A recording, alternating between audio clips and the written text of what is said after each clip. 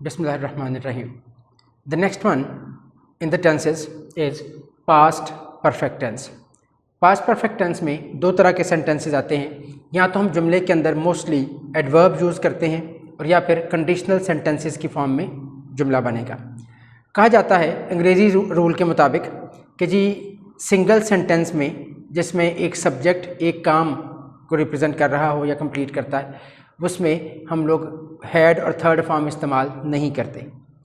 Otherwise हमें करना पड़ेगा उसके लिए या तो हेल्पिंग वर्ब उसका एडवर्ब का इस्तेमाल और या फिर कंडीशनल सेंटेंस की सेंस देना पड़ेगी।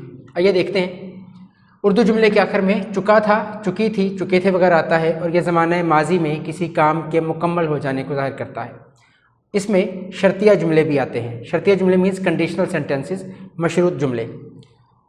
पॉजिटिव सेंटेंस में सब्जेक्ट प्लस हैड, वर्ब की third form plus object. I had already completed my project. अब इसमें ऑलरेडी जो है वो एडवर्ब है। I had already completed my project. She had written a poem. They had won the match. Negative sentence में subject के बाद had और फिर नॉट। अब आपने देखा यहाँ पे कि आई है, शी है या दे है, ही या यू सबके साथ हैड इस्तेमाल हो रहा है। इसलिए क्योंकि प्रेजेंट में हम लोगों ने सिंगुलर के लिए हैज़ और प्लूरल के लिए हैव का इस्तेमाल किया था, लेकिन यहाँ पे मुकम्मल तौर पे सिर्फ हैड इस्तेमाल होगा जो कि थर्ड फॉर्म है हैज़ और हैव की, सेकेंड और third form. He had not paid the fee yet. You had not taken tea or coffee. You had not taken tea or coffee. Interrogative sentence की तरफ चलेंगे तो हैड प्लस सब्जेक्ट, वर्ब की third form, object और question mark.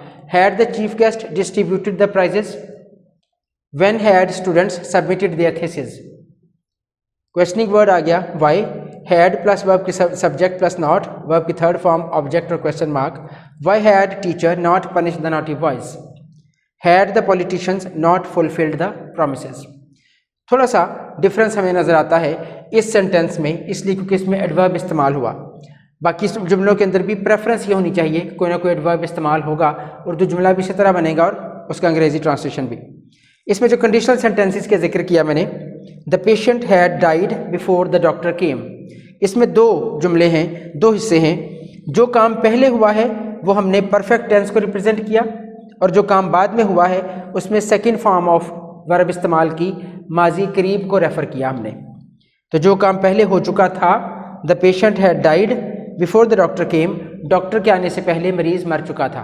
तो जो काम पहले हुआ मरीज़ के मरने का, वो हमने परफेक्ट टेंस के साथ रिप्रेजेंट किया, और जो काम बाद में हुआ, डॉक्टर के आने का अमल जो था, वो एक्शन वो बाद में हुआ, तो उसे हमने पास्ट इंडेफिनिट सेंस में लिया। उसी तरह अगर मैं इस सेंस को इस तरह से लिखूँ कि when I reached the station the train had departed, it means कि गाड़ी पहले रवाना हो चुकी थी, मैं स्टेशन बाद में पहुंचा। तो जब मैं स्टेशन पहुंचा गाड़ी रवाना हो चुकी थी। ठीक है, तो इसलिए जो काम पहले हो चुका था उसको हैड और थर्ड फॉर्म के साथ और दूसरा सेकंड फॉर्म के साथ रिप्रेजेंट किया। उम्मीद करता हूं कि ये परफेक्ट टेंस जो है, इसमें अगर किसी किस्म का कोई मसला आएगा तो आप लोग लाजमी कमेंट करके पूछेंगे, क्वेश्चन करेंगे और मैं आंसर करूँगा। ये आपका पास्ट परफेक्ट टेंस था। Thank you.